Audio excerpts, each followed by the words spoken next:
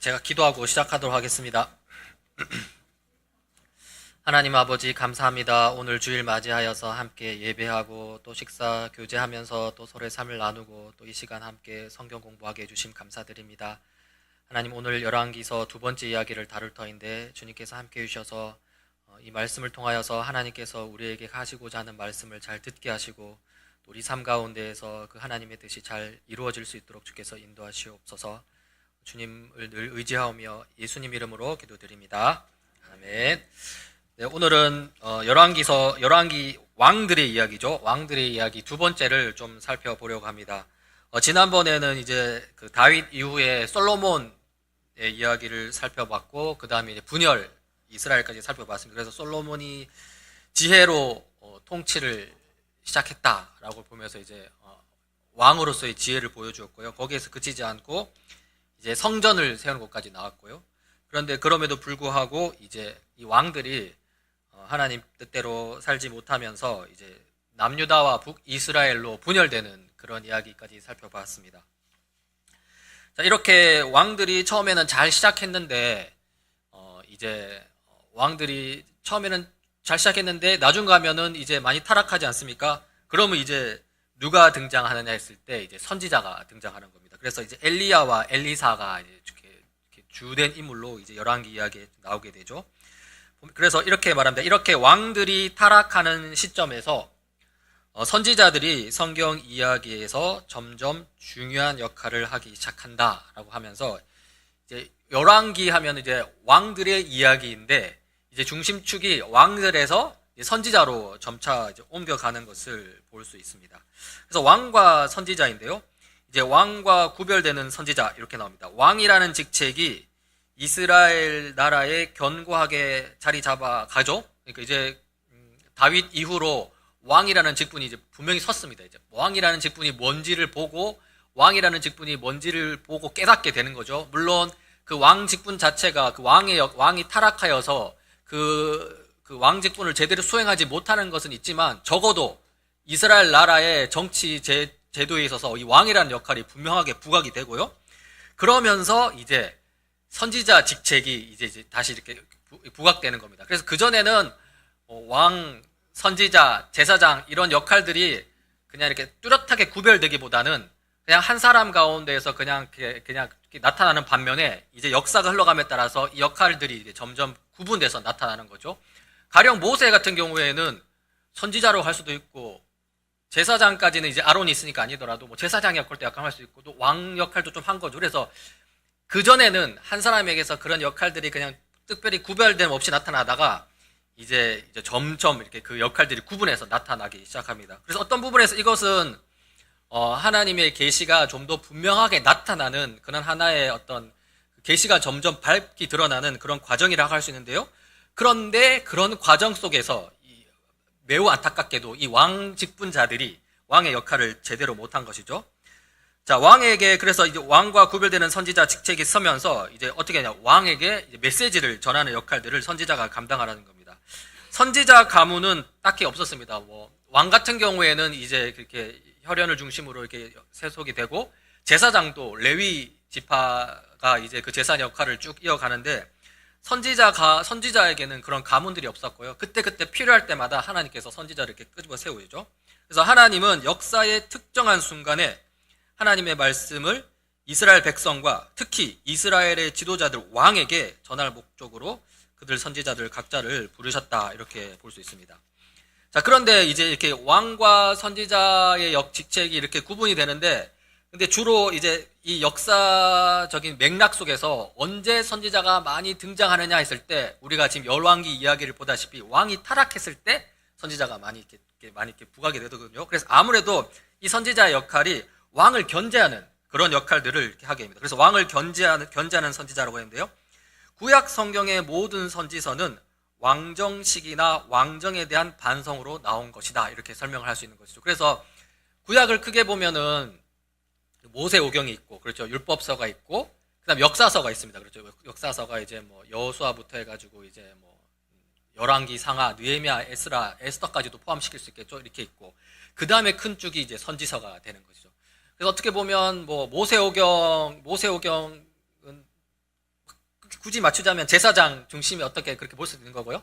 그다음에 역사서는 왕 중심의 이야기, 이제 선지서는 선지자 중심의 이야기를 할 수 있는데, 이제 역사의 흐름 가운데에서 왕들의 역사의 흐름 가운데 이제 선지서가 들어오면서 이제 도대체 하나님의 뜻은 무엇인가 이렇게 보여주는 것을 볼 수 있죠. 그래서 선지자의 직책은 강력한 왕의 직책을 견제하는 역할로 나오는 거죠. 그래서 왕이 강력하게 등장해서 왕 직분이 분명히 드러나가지고 막 그렇게 할 때, 특별히 그만큼 많은 권력을 가진 왕이 타락했을 때 하나님께서 그와 견제하는 역할로서 선지자를 부르셔서 그렇게 하면 안 된다라고 말하면서, 그래서 왕과 선지자 직분은 뭐 대립되는 그런 개념은 아닙니다만, 이 이스라엘 역사 가운데, 구약 역사 가운데에서는 이렇게 대립되는 역할로 나옵니다. 그래서 왕을 꾸짖는 선지자라고 하죠.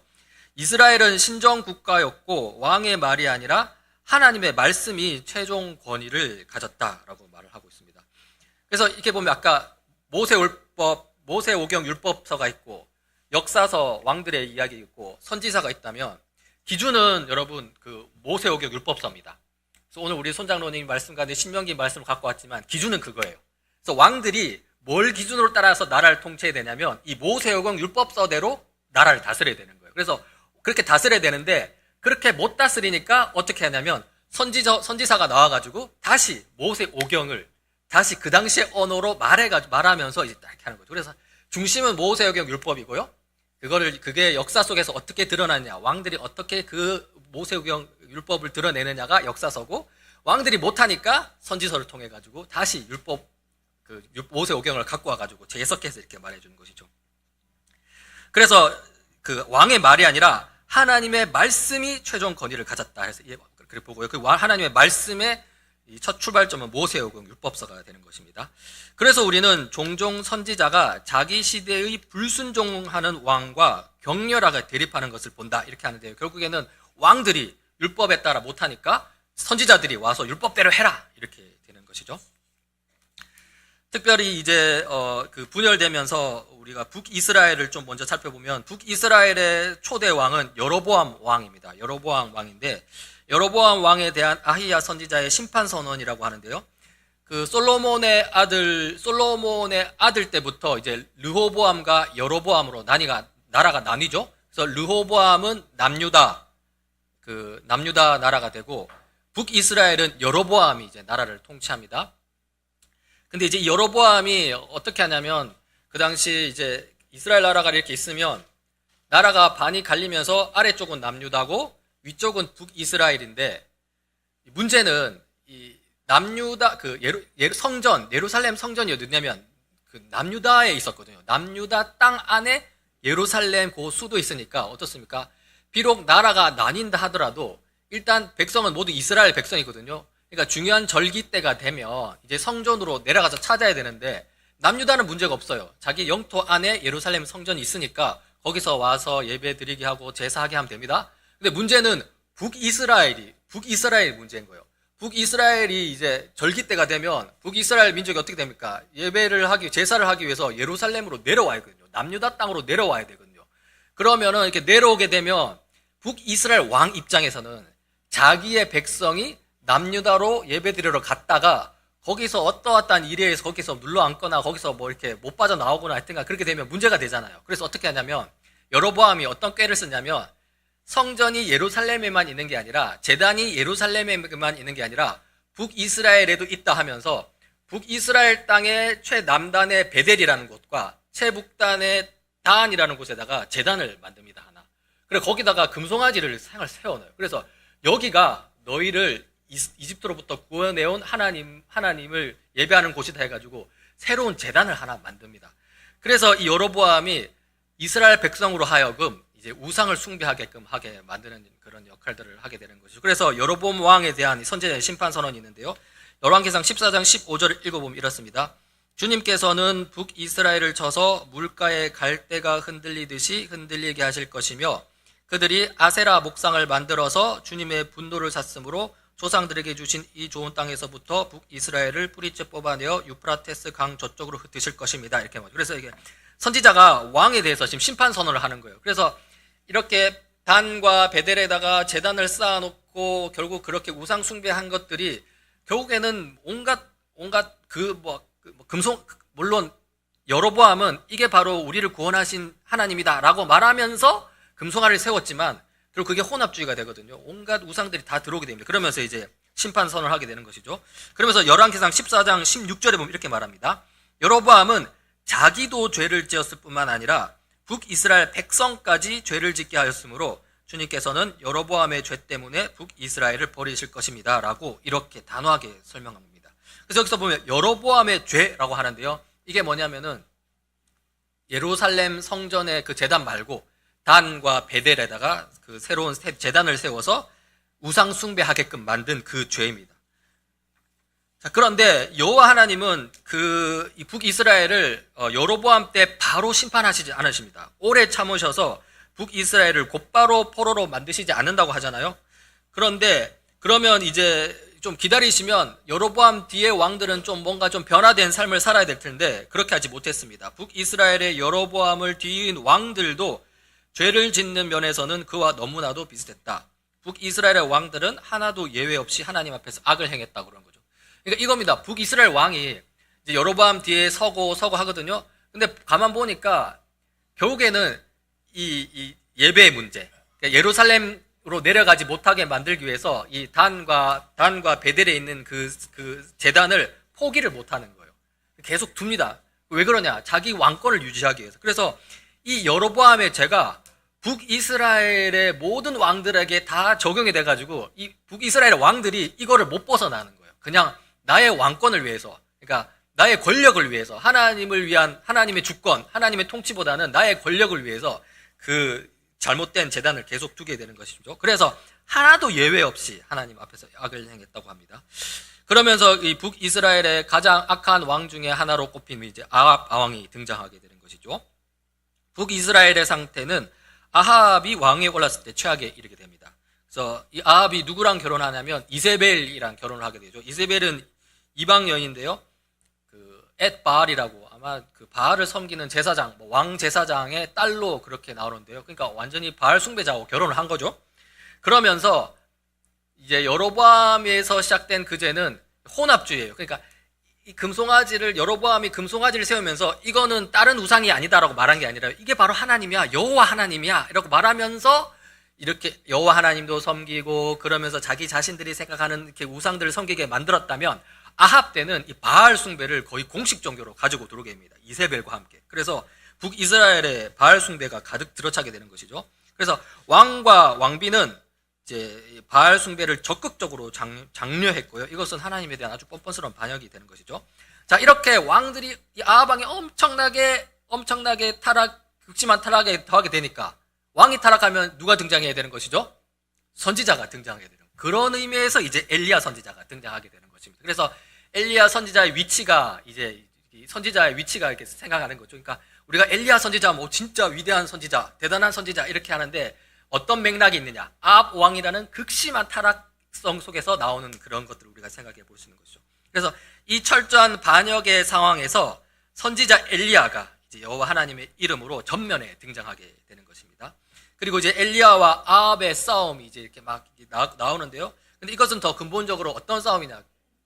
표면적으로는 아합과 엘리야의 싸움이지만 근본적으로는 더 깊숙하게는 바알과 여호와 하나님의 그 대립이 되고 싸움이 되는 것이죠. 그러면서 실제로 그 대결이 이제 역사 속에서 나타나는 겁니다. 그래서 바알과 여호와의 공개적인 대전투가 있었다라고 이렇게 나오는데요. 자, 이렇게 싸울 때 그 열왕기상 18장 21절에 이제 거기 나옵니다. 이제 그래서 엘리야는 백성을 모으고 바알과 여호와 사이에서 흔들지 말라고 소소하는 곡에 나오는데 제가 한번 읽어보겠습니다. 엘리야가 그 모든 백성 앞에 나서서 이렇게 말하였다. 여러분은 언제까지 양쪽의 다리를 걸치고 머뭇거리고 있을 것입니까? 뭐라죠? 주님이 하나님이면 주님을 따르고 바알이 하나님이면 그를 따르십시오. 그러나 백성들은 한마디도 그에게 대답하지 못했다. 그러니까 오늘 우리 손장로님 말씀대로 여호수아가 누구 따를래? 하고 말하면서 여호수아가 율법을 중심으로 말했던 거를 엘리야도 동일하게 이렇게 말을 하는 거예요. 그래서 하나님의 율법을 중심으로 이방 우상을 따를 것이냐 아니면 하나님을 따를 것이냐 여기도 묻고 있는 것이죠. 이제 근데 보면 여기 인상 깊은 게 양쪽에 다리를 걸치고 있었다 그러잖아요. 그러니까 이스라엘 민족이 완전히 한쪽으로 그냥 하나님을 완전 내팽개치고 우상을 숭배한 게 아니라요. 하나님도 섬기고 그러면서 내가 보기에 좋은 뭔가 이렇게 내 물질적 번역을 줄 만한 그런 것들 우상도 같이 섬기는 그게 있었거든요. 그래서 양쪽에 다리를 걸친다고 이렇게 비판하는 겁니다. 그래서 언제까지 그렇게 할 거냐라고 말하면서 엘리야가 빨리 선택해라 이렇게 말하는 것이죠. 근데 여러분 보십시오. 백성들이 어떻게 하냐면 그러나 백성들은 한마디도 그에게 대답하지 못한다는 거예요. 그러니까 여러분 지금 엘리야가 나와가지고 그렇게 딱 이야기했을 때 이 백성들이 지금 중간에서 눈치를 보고 있는 거예요. 뭐가 나한테 더 이익이 될 것인가? 지금 이렇게 보면서 이제 양다리를 여전히 걸치고 있는 상황인 것을 볼 수 있는 것이죠. 자, 그러면서 이제 바알신과 여호와 하나님의 이제 어떤 대립이 선지자들 통해서 등장합니다. 바알의 선지자들이 하루 종일 그들의 신에게 울부짖는 거죠. 그래서 막 해가지고 바알신이 오셔가지고 역사를 보여주십시오. 막 합니다. 막 자기 몸을 상하게 하고 막 하죠. 그런데 어떻습니까? 바알 우상이 뭐 응답을 할 수 있습니까? 이게 살아있는 게 아니잖아요. 죽은 거잖아요. 그러니까 아무 응답도 없었죠. 사실 이 우상의 형태가 아무 응답도 없는 게 우상의 특징입니다.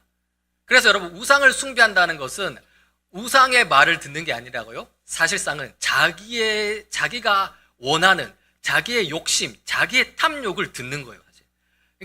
그러니까 이렇게 되죠. 아니 아무 응답도 없는 우상을 왜 숭배할까?라고 우리가 의문을 던질 수 있는데, 근데 그렇게 될 수 있는 이유가 뭐냐면 우상을 숭배한다고 하면서 우상의 이야기를 듣는 것이 아니라 우상에다가 나의 뜻을 딱 투사시켜 놓은 다음에 그 우상을 통해서 말하는 나의 욕심을 듣는 거죠. 그러면서 자기 속에 빠져가지고 내 욕심을 위해서 달려나가는 것이죠. 그렇지만 본질은 아무 응답도 없는 거예요. 우상은 아무것도 아닙니다, 사실은. 자, 그런데 이제 그렇게 해서 이제 바알의 제사장들, 바알의 선지자들은 바알의 이야기를 듣는데 실패를 하는 거죠.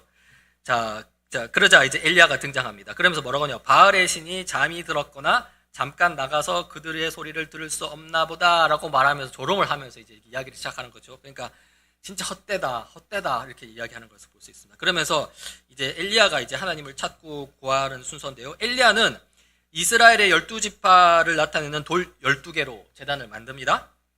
그리고 나서 나무와 번제물, 송아지를 제단에 놓고 그 위에 물을 그냥 살짝 뿌리는 게 아니라 엄청 콸콸콸 흐르도록 붓습니다. 그래서 완전 부어가지고 이게 다 흘러나와가지고 제단으로 물이 철철 흘러가 합니다. 이제 그러면서 이제 기도를 하는 것이죠.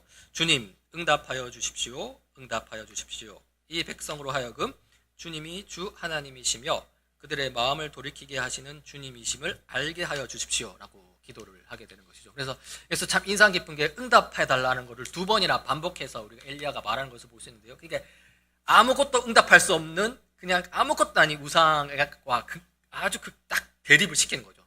네 그거 아무 대답 못해. 그렇지만 우리의 여호와 하나님은 응답하실 수 있는 분야라고 말하면서 그렇게 하는 것이죠. 자, 그렇게 기도를 했을 때 하나님께서 불을 보내셔가지고 그 불이 번제단과 제단을 완전히 태우게 되는 것이죠. 그래서 엘리야가 물을 엄청 붓지 않았습니까? 그래 물을 콸콸 부어가지고 도저히 불이 생길 수 없는 곳에 완전 불을 내리셔가지고 그 제단을 완전히 태워버리는 것을 볼 수 있습니다. 그러니까 이거는 우상은 아무 응답도 없는데 하나님은 살짝 말씀해 주시는 것이 아니라 아주 눈에 보이고 확실하게 그냥 부인할 수 없을 정도로 강하게 그냥 확 이렇게 하는 것이죠. 이것은 엘리야의 완전한 승리, 여호와 하나님의 완전한 승리였고요. 이 모습을 본 사람들은 엎드려서 이제 소리치는 것이죠. 온 백성이 이것을 보고 땅에 엎드려서 말하였다. 그가 주 하나님이시다. 그가 주 하나님이시다. 그래서 하나님만이 살아계신 하나님이시다라는 것을 이렇게 보여주는 것을 볼 수 있습니다. 결국 이 선지자들은 이렇게 해서 여호와 하나님이 누구이신가를, 여호와 하나님은 죽은 존재가 아니라 우상과 같은 존재가 아니라 살아계신 하나님이라는 것을 이렇게 보여주는데요. 선지자들은 이 가운데서 이 하나님이 결국에는 우리의 주인이시다, 하나님만이 참된 왕이시다라는 메시지를 전하고 있는 것입니다. 그래서 여호와는 엘리야하고 그의 제자 엘리사가 또 등장하죠. 그래서 엘리야와 엘리사가 우리가 참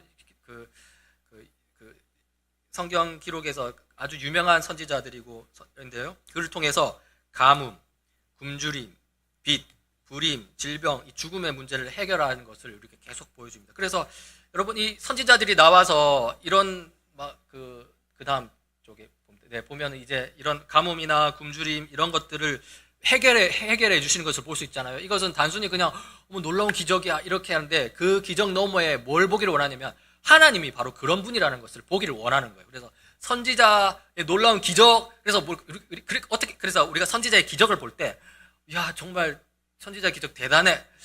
내 삶에도 그런 기적이 일어났으면 좋겠다라고까지만 머무르면 그건 어떤 부분에서 내 욕심을 다시 투영시키는 것일 수 있어요. 근데 성경은 그런 식으로 보면 안 되고 그 선지자를 일으키는 그 기적들을 통해서 어디를 봐야 되냐면 하나님을 봐야 됩니다. 아, 하나님이 궁극적인 구원을 주시는 분이구나 라를 보고 그 하나님한테 전적으로 내 인생을 맡기는 것까지 가야 되는 거예요. 그러면 어떻게 되냐? 그러면 어떻게 되냐? 비록 내 인생이 지금 비록 힘들지라도 내한테 눈에 보이는 세상 기준에서 좀 보잘것 없는 것처럼 보일지라도 결국에 이 하나님이 나를 선하게 이끄실 것이라는 그 믿음 가운데에서 그때 누리는 참된 평강이 진정한 참된 평강이라고 할 수 있는 것이죠. 자, 그래서 그래서 이제 바알 숭배자들은 이 삶의 모든 영역이 바알의 손 아래에 있다고 생각한 거죠. 그러니까 이게 진짜 영적 전투고요. 세계와 세계를 두고 다투는, 영역과 영역을 두고 다투는 영적 전쟁입니다. 우상은 자기들이 그 땅의 그 영역의 주인이라고 말하지만 하나님은 그게 아니야. 이 땅은 하나님의 것이야 라고 말하면서 이게 그런 어떤 영적 전쟁이 온 세계, 온 영역 가운데 일어나는 것이죠. 그래서 엘리야와 엘리사가 보여주는 것은 여호와 하나님이 자기 백성의 주인이시다. 그들 삶의 모든 영역의 주인이시다. 창조세계 전체의 주인이시다라는 것을 이 엘리야 선지자를 통해서 보여주는 것이죠. 그래서 선지자들이 일으키는 그 기적을 통해서 그까지를 봐야 되는 거죠. 그래서 하나님이 어떤 분이라는 것을 알게 되고 그 하나님을 내가 쫓고 사는구나 라고 말하면 비록 나의 현실이 조금 힘들지라도 거기에서 낭망하는 것이 아니라 그 하나님 붙들고 끝까지 이제 버텨나갈 수 있는 것입니다. 그래서 하나님이 주인이시다, 하나님이 왕이시라는 것을 또 하나의 사건을 이제 엘리사 시대의 사건을 통해서 보여주는데 아람 군대 장관 나아만이죠. 시리아 군대 장관 나아만인데 아람 군대는 그 당시 북이스라엘과 다투는 북이스라엘을 억압하는 나라입니다. 그러니까 이방 나라, 그 적대적인 이방 나라의 장군이에요. 장군이 근데 어떻게 됐습니까? 이 이방 나라 장군이 이제 문둥병 나병에 걸리게 된 겁니다. 그래서 이거를 치료를 못 해가지고 막 이렇게 있는데 그 엘리사에게로 와서 치료를 받게 되죠. 그래서 이제 그 요단강에 물을 7번 이렇게 담그고 이렇게 하면서 싹 낫게 되는 것입니다. 우리가 이것도 되게 참 인상 깊은 겁니다. 그냥 나아만 왕 하면 그냥 한 사람의 장군이 나함을 입었구나 이게 중요한 게 아니라 나아만의 출신이 어딘가가 중요한 거예요. 나아만의 출신이 어딘가 했을 때 그게 바로 아람 군대, 시리아 군대의 장군이라는 겁니다. 우리가 보통 그냥 시리아 하면은 북이스라엘과 적대적인 나라잖아요. 그러니까 그런 적대적인 나라의 장군을 하나님께서 치료해 주셨다? 라는 것을 딱 보게 되면서 우리가 뭘 봐야 되냐면 하나님이 단지 그 이스라엘 나라 여기에만 왕이 아니라 여기 이 지역에만 이 지역신이 아니라 온 세계를 다스리는 하나님이시구나 라를 깨달아야 되는 게 바로 이 나아만 장군의 이야기인 것입니다. 그래서 열왕기하 5장 15절에 이렇게 나오죠. 나아만과 그의 모든 수행원이 하나님의 사람에게로 되돌아와서 엘리사 앞에 서서 말하였다. 이제야 나는 온 세계에서 이스라엘 밖에는 하나님이 계시지 않다는 것을 알게 되었습니다. 이렇게 말한 거죠. 그러니까 이 적군의 장군이 이렇게 말한 거죠. 나는 우리 지역 아람 지역 우리 시리아 나라의 우상이 최고인 줄 알았는데 알고 보니까 이 여호와 하나님만이 온 세계의 왕이셨다, 주인이셨다라는 것을 이렇게 고백하는 것입니다. 그래서 어떻게 합니까? 나아만이 이스라엘의 흙을 싣고 가서 자기 땅에 가서 그 흙을 가지고 여호와 하나님께 경배하겠다라고 이렇게 말을 하게 되는 것이죠. 그래서 여기서 우리는 이스라엘이 모든 민족에게 복을 가져다 주는 사례를 보게 되는 것이고요. 그러면서 이제 여호와 하나님이 온 세계의 왕이시고 특별히 이스라엘이 그 역할을 그런 온 세계의 왕이신 온 세계의 주님이신 그 여호와 하나님을 보여주는 사명을 맡았다라는 것을 우리가 볼 수 있게 되는 것이죠. 그래서 이방의 빛이 되어야 된다라는 것을 볼 수 있습니다. 자, 이렇게 선지자들을 통해서 왕들의 타락에도 불구하고 하나님께서 선지자를 계속 보내셔가지고 하나님이 어떠한 분이신지를 지금 계속 알려주시는 거예요. 얘들아, 나는 이런 존재야 라고 계속 알려주시는 거예요. 그렇지만 슬프게도 이스라엘은 여호와 하나님만을 섬기기를 거부하는 것이죠. 그러면서 점점 주변의 이방 민족들처럼 되어가는 것입니다. 그러니까 멸망을 향해 결국 포로의 멸망으로 향해 몰락하게 가게 되는 이스라엘인데요. 먼저 북이스라엘 보면은 이제 북이스라엘의 타락상이 지속됩니다. 예후라는 이제 북이스라엘 왕이 등장합니다. 그래서 하나님께서 이 아합 왕의 타락이 너무 극심하니까 아합 집안의 타락이 너무 극심하니까 예후를 보내는 거예요. 그래서 예후라는 새로운 인물을 보내가지고 아합의 집을 멸절하려고 합니다. 그래서 예후가 선지자 엘리사로부터 왕으로의 기름 부음을 받고요. 그래서 그 명령대로 완전히 그 아합 가문을 완전히 몰살시켜 버립니다. 이세벨을 비롯하여 아합을 완전히 몰살시키죠. 그런데 이 예후가 그렇게 한 다음에 어떻게 됩니까? 다시 하나님을 제대로 예배해야 되는데 아까 말했던 그 여로보암의 죄, 베델과 단에다가 가짜 제단을 쌓아놓고 이스라엘 백성들로 하여금 북이스라엘 백성들로 하여금 우상 숭배하게 하는 그거를 계속 하는 거예요. 그러니까 자기의 왕권을, 자기의 권력을 못 버리는 겁니다. 그래서 금송아지 숭배, 여로보암의 전통을 그대로 유지하죠. 그러면서 계속적으로 멸망을 향해 이제 나가는 것입니다. 그러면서 결국에는 아시리아 제국에게 멸망당하고 맙니다. 아시리아는 당시 이 중동의 대제국이었고요. 그러면서 이제 점차 뭔가 이게 조짐이 이제 안 좋게 가는 것이죠. 그러면서 북이스라엘의 호세아 왕 때 아시리아에게 멸망을 당하게 되는 거죠. 그래서 아시리아가 북이스라엘을 침범해가지고 거기 있는 사마리아를 멸망시키고 그러면서 북이스라엘 백성을 다 포로로 끌고 와가지고 그 아시리아 땅에 있는 제국에 있는 대제국 그 넓은 땅에 다 흩어버립니다. 그러니까 완전히 그러면서 그 사마리아 원래 그 지역에는 또 이방 민족이 들어와서 민족과 민족이 섞이면서 이스라엘이 자기 정체성을 유지 못하도록 만드는 것이죠. 그래서 신약에 사마리아인 하면은 되게 유대인들이 되게 멸시천대하잖아요. 그게 뭐냐면 쟤들은 이방 민족과 피가 섞인 정통 유대인이 아니야라고 말하면서 그렇게 보는 걸 수 있습니다. 그렇게 해서 이제 북이스라엘 멸망하게 되는 것이죠. 자, 이렇게 했을 때 우리는 이제 북이스라엘에 질문할 수 있는 거죠. 왜 북이스라엘은 멸망당해야 하는가? 그러니까 이런 질문이 아니 북이스라엘은 그래도 하나님 나라를 상징하는 나라인데 왜 멸망돼야 하는가? 이런 질문이에요. 이렇게 이 질문을 여러 가지로 이렇게 말하면 이럴 수 있습니다. 그 땅은 여호와 하나님이 주신 선물이 아니었던가? 근데 어떻게 멸망당할 수 있어? 그렇다면 어떻게 자기 백성이 그 땅을 빼앗기도록 하실 수 있는가? 하나님의 약속은 도대체 어디에 있는가? 이제 남왕국 유다에서는 어떤 일이 일어날 것인가? 하나님은 정말 아브라함과 모세와 다윗에게 하신 맹세를 저버리셨는가? 이렇게 질문을 던질 수 있는 것이죠. 이 질문은요, 결국에는 사실 이 질문은 되게 그러니까 잘못된 신앙에서 나온 질문이에요. 그러니까 이 사람들이 이 질문을 하는 사람들이 어떤 상태냐면 피상적으로 겉에만 취해 있는 거예요. 그러니까 우리는 하나님 나라의 백성이야. 우리에겐 성전이 있어. 이 겉모습에만 취한 겁니다. 그러니까 이런 질문이 나오는 거예요. 그래서 이렇게 질문했을 때 뭐라고 답변이 나오냐면 야, 하나님이 문제가 아니라 니네들이 문제야 라고 말한 거죠. 그래서 북이스라엘이 언약에 불순종했다라고 말한 것이죠. 하나님은 선지자들을 통하여 우상 숭배의 결과에 대해 그 백성들에게 거듭 경고하셨습니다. 누구를 통해? 선지자들을 통해 아주 많이 경고하셨어요. 하지만 그들은 죄와 반역에서 떠나지 않았죠. 그래서 결국 하나님께서 그 백성들을 그의 앞에서 물리치신 것이라고 할 수 있습니다. 그래서 북이스라엘의 백성들은 아시리아의 힘 때문에 포로가 된 게 아닙니다. 그러니까 보통 어떻게 하냐면 그 당시 고대 근당에는 신들과 신들의 전쟁으로 생각했어요. 그리고 이스라엘의 왕, 이스라엘의 신과 아시리아의 신이 싸웠는데 이스라엘의 신이 진 거야 이렇게 막 생각하는 게 있었는데 그게 아닌 거죠. 그게 아니라 너희들 이스라엘 백성들이 죄를 지었기 때문에 그렇기 때문에 하나님께서 더 이상 참지 못하시고 결국 멸망당하게 하셨다라는 것을 볼 수 있는 것입니다. 그래서 여러분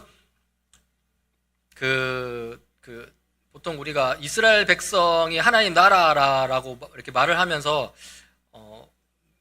이스라엘 백성에 대한 그 하나님의 어떤 대우가 되게 진짜 특별한 민족으로 그렇게 많이 이렇게 은혜를 베푸셨지만 그들이 정말로 악을 계속 범하고 했을 때 나중에 하나님께서 심판하실 때 아주 정말 잔인하게 진짜 다른 어떤 가나안 민족보다 더 힘들게 고통스럽게 그렇게 만드시는 것을 볼 수 있죠. 그래서 막 사마리아 성이 포위가 당했을 때 이제 막 예루살렘 성이 나중에 포위가 당했을 때 그렇지 않습니까? 이게 포위가 당하면 이제 이스라엘 민족이 성을 쌓고 이제 그 성 안에서 이제 버티는 거죠. 그럼 그러면 이방 민족이 아시리아 제국에 와가지고 또는 뭐 바빌론 제국에 와가지고 둘러싸가지고 나올 때까지 기다리는 거예요. 그럼 이제 그 안에서 딱 갇혀 있으니까 고립되어 있으니까 처음에는 먹고 살만한 게 있어서 버팁니다. 한 달, 두 달, 6개월, 1년, 2년 버팁니다. 사마리아에서 3년 버텼다는데 버팁니다. 근데 나중에는 먹고 살 게 없잖아요. 그래서 어떻게 하냐면 자기 자식들마저 잡아먹는 그런 일들이 이제 이스라엘 나라 안에서 이루어지는 거죠. 그래서 하나님께서 어떤 분은 되게 공평한 분이시다. 그러니까 절대 하나님은 만만한 분이 아니다. 그냥 뭐 니네들 하나님 나라 백성으로 택했기 때문에 끝까지 막 그냥 그렇게 그냥 이렇게 두시는 분은 아니시다라는 것을 살펴볼 수 있는 것입니다. 그래서 오늘 손장로께서 말씀하실 때 잘못한 거 깨달았니? 그럼 됐어. 이렇게 안 해주신다는 거죠. 잘못했을 때 그에 대한 벌을 아주 확실하게 보여줘가면서 그렇게 하면 안 된다라는 것을 우리로 하여금 그렇게 교육시키는 것을 우리가 이 이스라엘 왕들의 이야기를 통해서도 알 수 있게 되는 것이죠. 그리고 남유다도 별반 다르지 않습니다.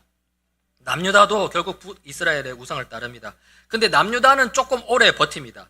히스기야 왕이 있죠. 히스기야 왕이 이제 북이스라엘 호세아 통치 기간에 북이스라엘의 호세아가 아시리아에게 멸망당할 때 히스기야 왕들이 있었는데 히스기야 왕 때는 그래도 하나님을 섬기면서 좀 그 심판이 미뤄지게 됩니다. 그래서 히스기야가 그렇게 되는데요. 근데 결국에는 히스기야 또한 교만에 빠지게 되게 된 거죠. 보면 그래서 뒤에 보면은 그 뒤에 보면은 더 뒤로 가면요. 이제 아시리아가 나라가 약해집니다. 그래서 바빌론이 새로운 이제 신흥 제국으로 떠오르게 되죠. 그러면서 히스기야가 하나님의 도우심으로 병을 고침받고 이제 하나님을 의지하면서 기도하고 병을 고침받으면서 이제 좀 괜찮아졌는데 히스기야가 그때 마음이 높아진 거예요. 그러면서 어떻게 하냐면 바빌로니아의 사신들이 왔을 때 자기 창고에 있는 모든 보물들을 다 보여줍니다. 그 창고의 보물들을 보여줬다는 게 어떤 의미인지는 몇 가지를 생각해 볼 수 있는 거죠. 첫 번째는 자기가 이만큼 우리는 괜찮은 나라다라는 걸 보여준 게 있고요. 그러면서 우리와 함께 힘을 합하며 너희들도 결코 손해볼 수 없을 것이야 라고 말하면서 이제 어떤 자기 나라의 힘을 보여주면서 바벨로니아 제국과 이제 연대를 하려고 하는 그런 시도를 한 거죠. 아무래도 아마 그런 게 있었을 것 같아요. 아시리아 제국에서 바벨로니아 제국으로 이 시대의 흐름이 넘어가는데 히스기야가 그 시대의 흐름을 보지 못하고 아시리아가 굉장히 큰 나라니까 아시리아 제국에 대한 그 위협 속에서 이 바벨로니아 제국과 함께 그래도 힘을 합하면 이 아시리아 제국에게 좀 우리가 버틸 수 있지 않을까 하는 인간적인 생각에 의해서 좀 뭔가 한번 연대를 하려고 했던 것 같습니다. 그런데 어때요? 아시리아는 지는 해였고요. 바빌로니아가 뜨는 해였고요. 바빌로니아가 힘을 차지하게 되자 나중에 어떻습니까? 지금 히스기야가 있던 이제 이스라엘 왕국의 이 상황이 어떤지 다 보았거든요. 보물이 돈이 재정이 얼마만큼 있고 군대 물자가 얼마만큼 있고 다 대외비급 비밀 상황이잖아요. 그걸 다 아니까 손쉽게 먹어버리게 되는 것입니다.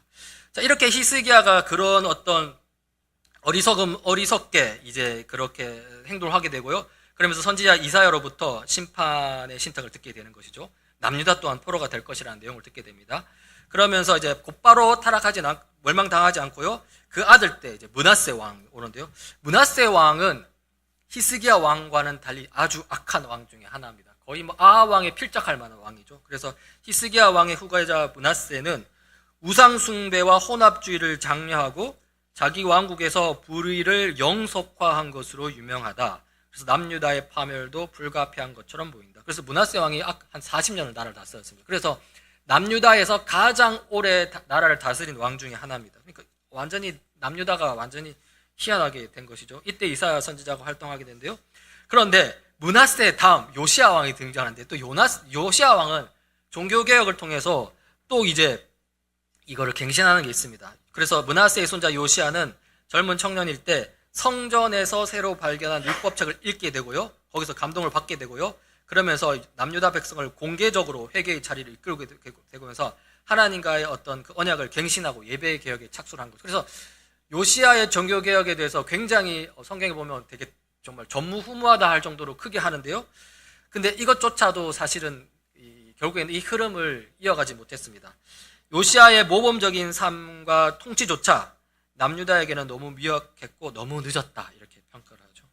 그래서 요시야가 주도한 개혁이 남유다 전역에까지 미치지 못했다는 것을 예레미야 선지자를 통해서 볼 수 있는데 그래서 예레미야 선지자가 그런 이야기를 쭉 하는 것을 보게 됩니다. 그러면서 결국 어떻게 되냐? 바빌로니아에게 멸망당하게 되는 것이죠. 시드기야의 통치 기간에 바빌로니아는 남유다를 정복하고 성전과 왕궁을 불태운다. 그리고 예루살렘은 폐허가 되고 남유다 백성 대부분은 바빌로니아 포로로 잡혀간다. 그래서 바빌로니아 포로로 이렇게 잡혀가고 거기서부터 70년 포로 생활을 하다가 이제 포로 생활로 돌아온 이야기가 우리가 지금 살펴보고 있는 에스라 느헤미야 이야기 이렇게 되는 것입니다. 자, 그래서 그러면 이제 질문이 나옵니다. 그러면 이제 이스라엘 나라는 정말 끝났는가? 하나님이 아브라함에게 하신 위대한 약속들, 시내 산에서 이스라엘에게 하신 언약, 다윗의 집이 영원할 것이라던 그분의 맹세는 어떻게 될 것인가? 바빌로니아가 이스라엘에게 승리했을 때 여호와는 어디에 계셨는가? 또 자기 백성에 대한 하나님의 목적은 결국 더 이상 이루어질 수 없는 것인가? 이스라엘을 통해 창조 세계를 구축하시려는 하나님의 목적은 실패로 돌아가신 것인가? 이런 질문하죠. 근데 이 질문은 되게 되게 좀 피상적인 질문이 되겠죠. 결국 자기 자신을 못 보는 질문이에요. 그러니까 모든 원인을 하나님 탓으로 돌리는 거예요. 하나님 그런 분이 아닌데. 그러니까 내 잘못을 못 보고 하나님 왜 그러십니까? 이런 질문이죠. 거기에 대해서 이제 결국에 뭐냐면 선지자들의 목소리를 들으라라는 것을 보시는데요. 이스라엘은 불순종의 결과로 패배하고 멸망했지만 결국 패배한 건 이스라엘일 뿐 여호와 하나님은 결코 패배하지 않으셨다. 여호와 하나님은 여전히 주님이시고 여호와 하나님은 목적은 영원하다라는 것을 말하고 있는 것이고요.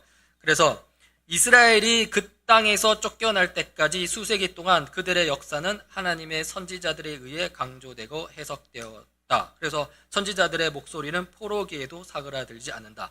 그래서 여러분, 이스라엘 민족이 남유다든 북이스라엘들 다 멸망한 다음에 선지자가 아까 우리가 엘리사 선지자 이야기했잖아요. 그건 이제 문서를 남기지 않은 선지자인데 그 뒤에 에스겔, 예레미야, 이사야, 다니엘, 뒤에 호세야, 아모스, 온갖 선지자들은 포로기 때 활동을 한 거예요. 그러니까 이스라엘 왕들이 멸망했을 때, 그래서 이스라엘 끝난 거 아니야? 라고 말했을 때 하나님은 그 선지자를 통해서 절대 끝난 게 아니야 라고 말하면서 선지자들의 이야기를 계속하게 되는 거죠.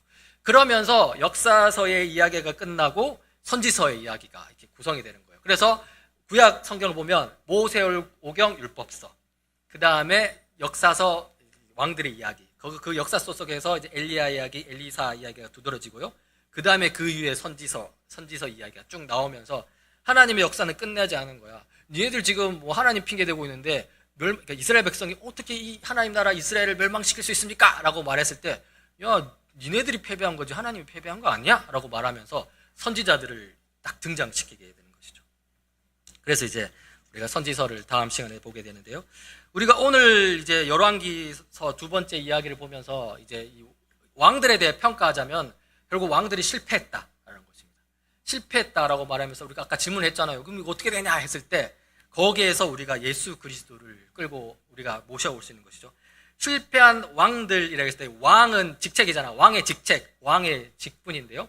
예수 그리스도 했을 때 이 그리스도가 직분을 가리키는 겁니다. 그래서 그리스도라는 게 어떤 직분의 역할을 가지고 있냐면 거기서 제사장 직분이 있고 왕 직분이 있고 선지자 직분이 있어요.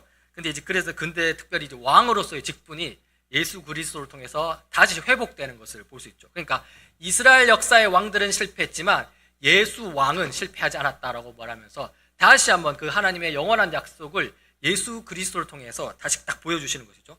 그래서 분열 왕국의 왕들은 실패한 통치자들입니다. 북이스라엘의 모든 왕은 악행을 행했다라는 것으로 평가되는 것이죠. 여로보암의 우상 숭배 전통, 여로보암의 죄, 그거 여로보암이 세웠죠. 북이스라엘 왕들은 여로보암의 죄를 하나도 빠뜨리지 않고 다 쫓아갔습니다. 그러면서 완전히 망했고요. 남유다도 다 그랬습니다. 남유다도 대부분 우상 숭배에 빠졌습니다. 히스기야나 요시야 정도는 괜찮았지만 대부분 다 그렇게 빠졌었고요. 그래서 이 왕들의 실패는 하나님의 통치를 대리하는 자로서, 그러니까 왕들이 자기 권력을 가지고 통치하는 게 아니라 하나님의 율법에 따라서 그 나라를 다스려야 되는 그거를 못해가지고 실패했을 때 그렇게 말하면서 어떻게 왕 직분이 왜곡되는 것을 보여줬잖아요. 보여줬지만요. 그러나 어떻게 했냐? 예수 그리스도께서 올바른 왕이 어떤 것인지를 와서 보여주는 것이죠.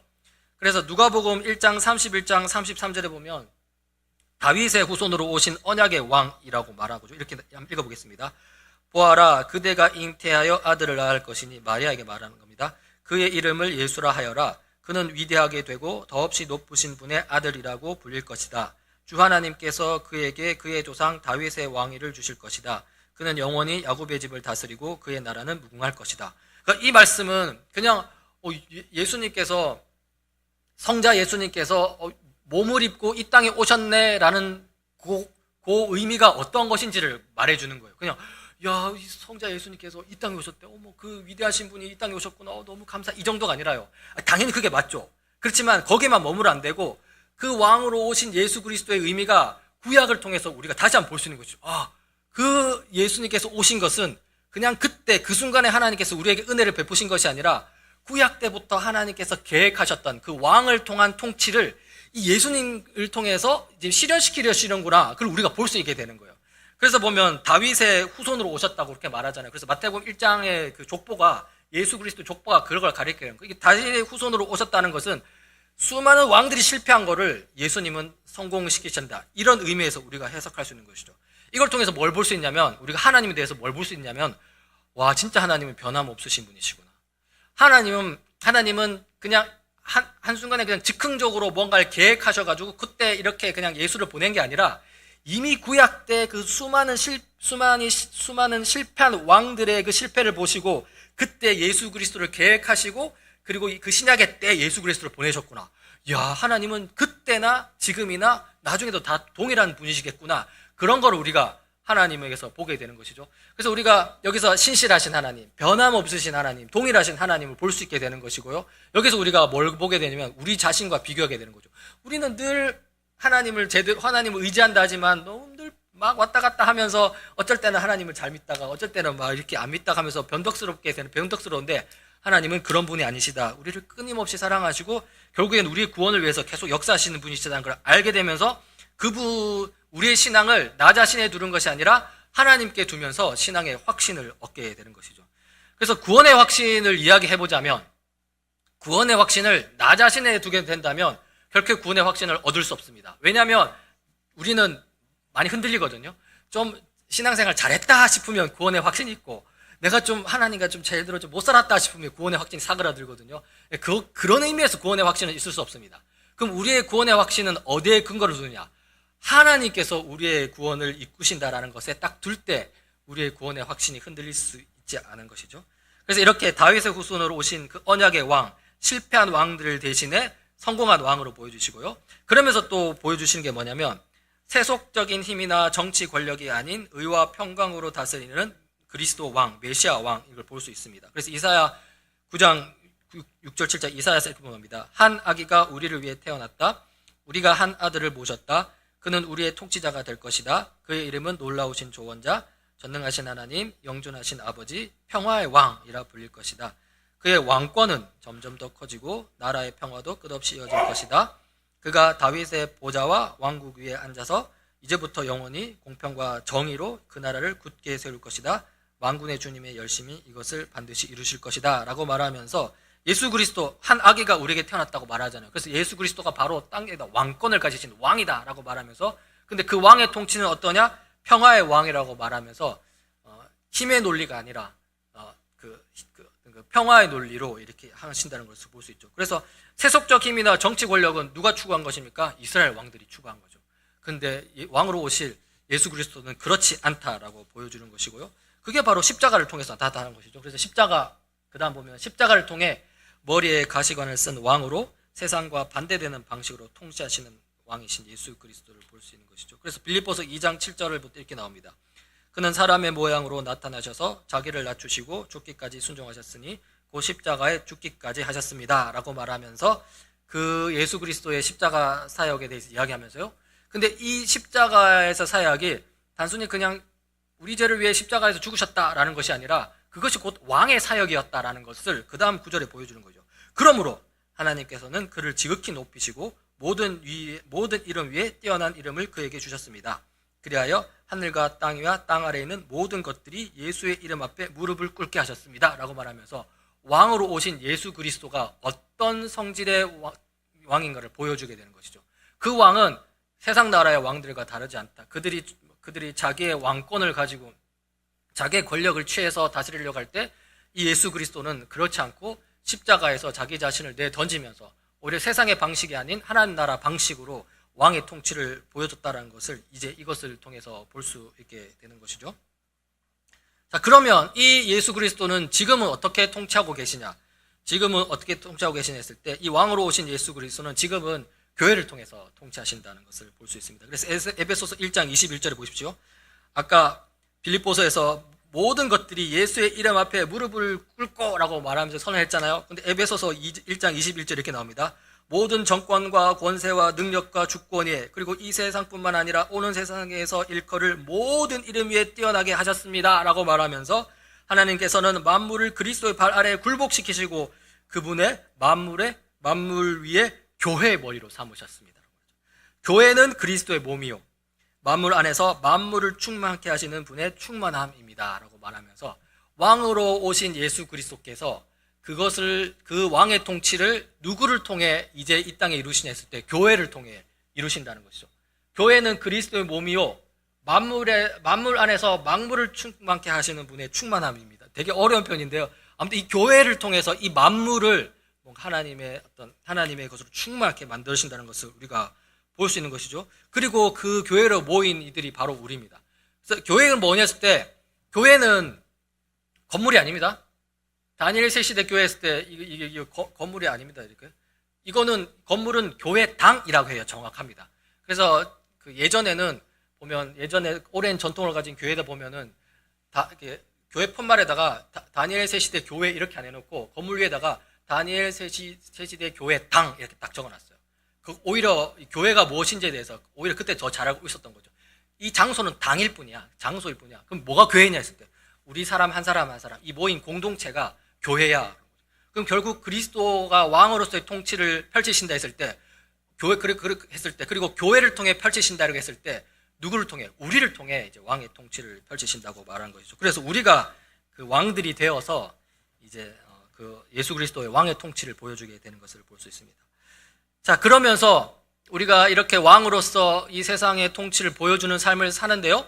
결코 녹록치 않음을 볼 수 있습니다. 얼마나 많이 힘듭니까? 사실은 세상 나라 속에 들어가서 하려고 할 때 상황마다 다 다릅니다. 좀 더 수월하게 할 수 있는 데도 있는가 하면은 아주 극심한 데는 아주 핍박과 모욕이 가득한 데도 있고요. 조금 나은 데는 조롱과 비웃음이 있을 수 있고요. 그러니까 어떤 의미든 참 많은 고통들이 있을 수 있는데요. 그때 우리가 기대할 것은 미래를 바라볼 수밖에 없는 겁니다. 그리고 지금의 상황은 지금 우리가 고군분투하고 있지만 예수님께서 다시 오셨을 때 이 모든 것들을 정리해 주실 것이다라는 그런 어떤 미래에 대한 소망이 우리를 일깨우는 것이거든요. 그래서 계시록 22장 1절 2절에 보면 다시 오셔서 치료하시는 왕이 나오죠.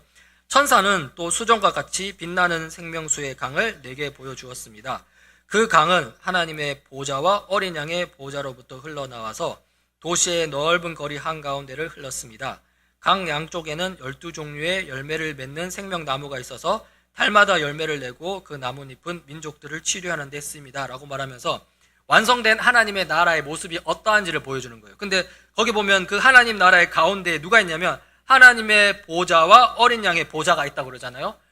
보좌라는 것은 왕권을 상징합니다. 그렇죠? 왕이 보좌에 앉아있는 거는. 근데 보면 하나님의 보좌뿐만 아니라 어린 양의 보좌가 있는 거예요. 여러분 이 어린 양은 누구를 가리키겠습니까? 바로 어린 양으로서 십자가에 죽으신 예수 그리스도를 가리키는 거죠. 그래서 예수 그리스도의 보좌를 말하는 것이고 예수 그리스도의 왕권을 말하는 것입니다. 그래서 그때 그 왕이 오셔가지고 그때 어떻게 했냐면 치료하는 그 도시 넓은 한가운데 강이 흐르고 강 양쪽에는 12종류의 열매를 맺는 생명나무가 있다고 그러잖아요. 이 생명나무도 되게 상징적인 겁니다. 생명나무는 에덴 동산에는 동산 중앙에 한 그루 있었잖아요. 선악과와 생명나무가 한 그루 있었는데 예수님이 다시 오셔서 완성될 하나님의 나라는 생명나무가 한 그루만 있는 게 아니라 강 옆으로 무수하게 심겨져 있는 것이죠. 그래서 그 열매를 먹고 생명을 누리고 그리고 그 잎사귀에 나오는 그 잎사귀로 치료를 하게. 그러니까 이 치료라는 것은 회복을 의미하는 겁니다. 지금 우리의 현실이 굉장히 좀 타락으로 인해서 많이 왜곡되어 있고 그렇게 되어 있는데 그걸 다 치료해서 다시 쓰시겠다 이런 것을 말하는 것이죠. 그래서 우리가 다시 오실 예수님을 소망하면서 현실을 살아내는 겁니다. 현실이 더 강렬하냐 미래가 더 강렬하냐 이렇게 했을 때 여러분 우리가 그냥 생각하면 현실이 훨씬 와닿고 강렬한 거 아니야 라고 말하지만 우리 이런 비유를 하나 들 수 있잖아요. 우리가 어린아이 때 그런 거 있잖아요. 지금은 워낙 그렇지만 우리 그때 그 다음날 소풍 간다 그러면 어떻습니까? 소풍 가는 전날 잠에 누웠을 때 어떻습니까? 기분이 어떻습니까? 너무 좋잖아요. 여러분 막 그 과자 사가지고 저 때는 그랬는데 우리 그 권사님 장로님들도 소풍을 간다거나 어떤 특별한 일이 있을 때 그 다음날에 있을 소풍을 기대하면서 소망하면서 어땠습니까? 그 전날의 그 느낌이 현실을 압도하는 미래의 소망이 있다고요. 그게 그리스도인의 미래의 소망이 되어야 되는 것입니다. 현실이 아무리 어려울지라도 내일 소풍 간다는 내일 뭔가 좋은 일이 있다라는 그것 때문에 막 가슴이 부풀고 현실을 이겨낼 수 있는 것처럼 그렇게 되는 거죠. 그래서 여러분, 현실이 더 강렬하냐 미래가 더 강렬하냐 했을 때 잘 생각해 보면 미래가 더 강렬하다는 것을 생각해 볼 수 있습니다. 미래가 여러분 오히려 현실을 압도합니다. 현실은요, 사실 언제가 현실이냐면 현실을 딱 짚는 순간 그 현실은 지나가고 말아요. 현실은 굉장히 몰라요. 이게 되게 좀 뭐랄까 추상적인 건데, 언제가 현실이야 하면 현실은 그 찰나의 순간이잖아요. 현실은 지나가고 말합니다. 그래서 막상 닥치고 나면 그냥 지나가게 되는 게 현실이거든요. 그래서 우리가 막 불안하고 오히려 막 불안하고 막 걱정되고 막 기대 막 그렇게 하는데 딱 와서 닥치고 나면 그냥 지나갑니다. 그러면서 인간이라는 존재는 미래를 바라보면서 살아가는 것이죠. 근데 그 미래가 뭐냐 했을 때 예수님 다시 오실 그것이 나라면서, 그래서 그 미래의 강렬한 소망 가운데에서 현실을 넉넉히 이겨나오면서 살아갈 수 있는 게 우리 그리스도 교회의 신앙이라는 것을 살펴보면서 우리가 볼 수 있는 것입니다. 그래서 여러분, 이 열왕기 왕의 이야기를 좀 살펴보았는데요. 예수 그리스도 성공한 왕의 모범을 따라서 우리도 작은 왕들로서 우리 삶의 현실 속에서 하나님의 말씀을 따라서 하나님의 통치의 어떠함을 드러낼 수 있는 우리 다니엘 새 시대 교우님들 우리가 되기를 간절히 바랍니다.